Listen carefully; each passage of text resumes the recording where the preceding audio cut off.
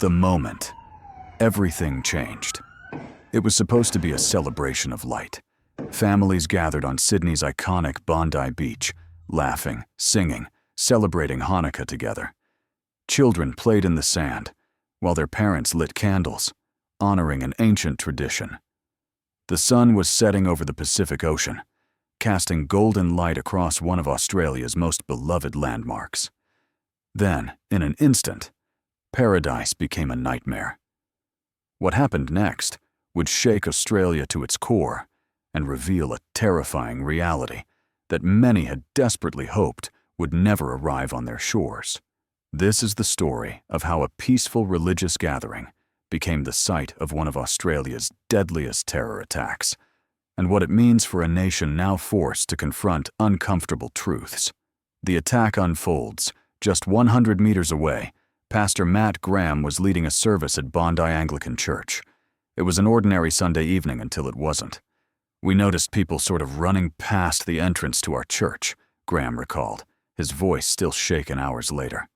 "One lady came in, and she just looked petrified." Then came the sounds that would haunt Sydney forever. Bang, bang, bang! Gunfire erupted across Bondi Beach. Panic spread like wildfire.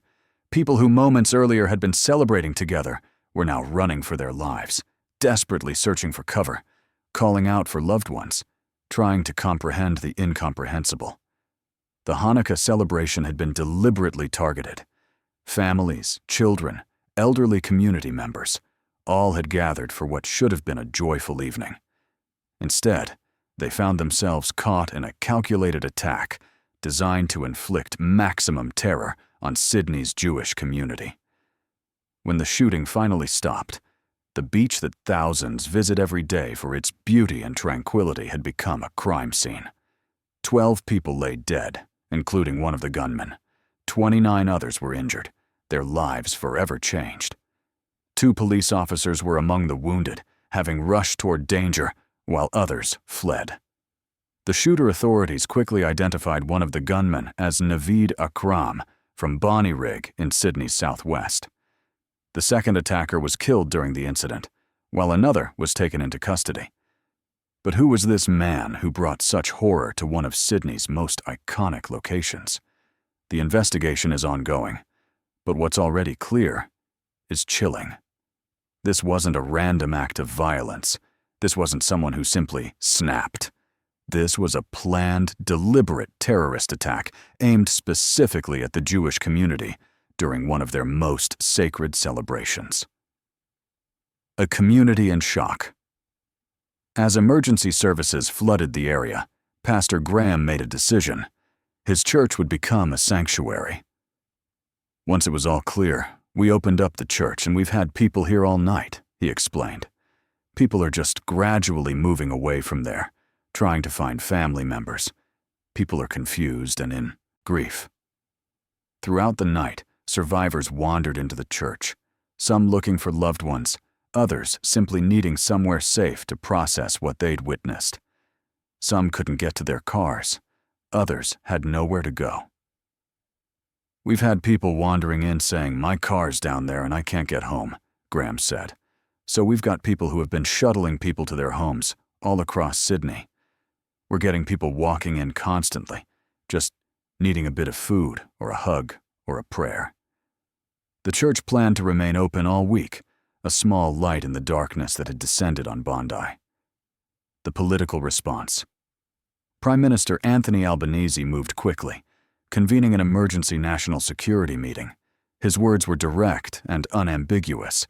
This was a devastating terrorist incident.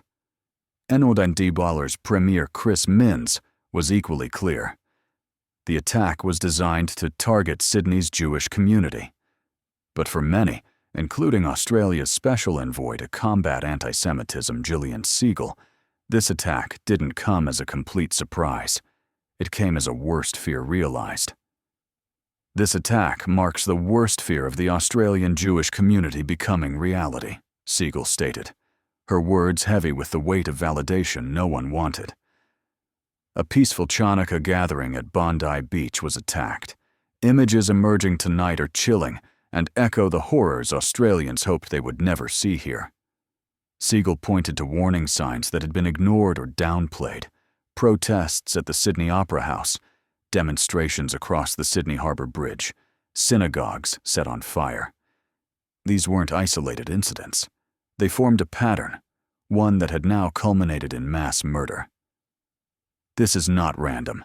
It is an attack on Australia," she declared. "What once seemed distant or uncomfortable can no longer be ignored." The uncomfortable questions. As Sydney reeled from the attack, uncomfortable questions began surfacing. How did Australia reach this point? What changed? Liberal Senator Jacinta Nampijinpa Price called the attack foreseeable, linking it to the sordid scenes on the steps of the Sydney Opera House on October 9, 2023. She was referring to protests that followed the outbreak of the Gaza war, where some demonstrators had chanted slogans that many in Australia's Jewish community found threatening. The opposition had been critical of the Albanese government's handling of rising antisemitic incidents. Now, with bodies on Bondi Beach, those criticisms took on new urgency. Senator Dave Sharma, a former ambassador to Israel, called it an appalling and grotesque act of violence, seemingly directed at our Jewish community. Liberal backbencher Andrew Hastie described it as cold-blooded murder and said, "This is not the Australia we know and love, and something has got to change." A nation at a crossroads.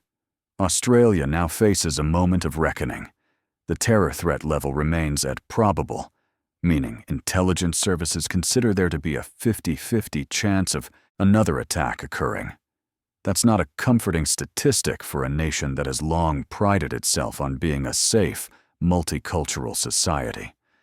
Gillian Siegel invoked Port Arthur, the 1996 massacre that led to Australia's landmark gun reforms. "Australia responded decisively after Port Arthur," she said. "This moment requires the same action. Words are no longer enough." But what action? What changes? These questions don't have easy answers. N.S. Onzala's Minister for Multiculturalism, Steve Camper, called the attack horrific and despicable, stating, "This is an attack on the very fabric of our nation." He thanked first responders and brave members of the public who assisted the innocent victims. Green Senator Mehreen Faruqi said her heart filled with dread at the news, calling it an appalling and unforgivable act of violence. Across the political spectrum, the message was unified: this cannot stand. But unity in condemnation doesn't automatically translate to unity in solutions. The long night. As darkness fell completely over Sydney, Bondi Beach remained cordoned off. Forensic teams worked through the night, documenting evidence, trying to piece together exactly how the attack unfolded. Hospitals across the city treated the wounded, some fighting for their lives. Jewish communities across Australia prepared to light their Hanukkah candles that night, as they had for thousands of years. But this year was different. This year, they lit them with the heaviest of hearts, as Gillian Siegel put it. The Festival of Lights, which celebrates the triumph of light over darkness, of hope over despair, had been targeted precisely because of what it represented. The attackers wanted to extinguish that light. They failed. But they did succeed in changing Australia. The nation that woke up that morning is not the same nation that went to sleep that night. What comes next? The investigation continues. Questions remain about how the attackers planned the assault, whether they had help, what their complete motivations were. Security at Jewish institutions across Australia has been dramatically increased. The government has promised action on recommendations to combat antisemitism, though critics argue those promises came too late. For the families of the 12 victims, none of this matters much right now. They're planning funerals, not policy changes. They're grieving loved ones who left home expecting to celebrate and never came back. For the survivors, therapy and trauma lie ahead. Some will recover physically, but carry psychological scars forever. Others face long roads to physical recovery. For Pastor Matt Graham and his congregation, the work continues. "I think we're going to be open all week," he said, "just being here in the community and seeing how we can help." And for Australia as a whole, a fundamental question hangs in the air. How do we move forward from this? How do we prevent it from happening again? And how do we maintain the open, tolerant society we aspire to be while also keeping our citizens safe? The attack on Bondi Beach wasn't just an attack on the Jewish community, though they bore the horrific brunt of it. It was an attack on the idea of Australia itself, on the notion that people of all backgrounds can gather peacefully, celebrate their traditions openly, and live without fear. The response to this attack will define Australia for a generation. The world is watching. And somewhere tonight, in a hospital, or a church, or a home far from Bondi, survivors are trying to make sense of the senseless, trying to find light in the darkness. The question isn't whether Australia will overcome this tragedy. It will. The question is, what kind of nation will it become in the process? Australia's terror threat remains at probable. Security has been increased at Jewish institutions nationwide. If you or someone you know needs support, crisis helplines are available 24/7.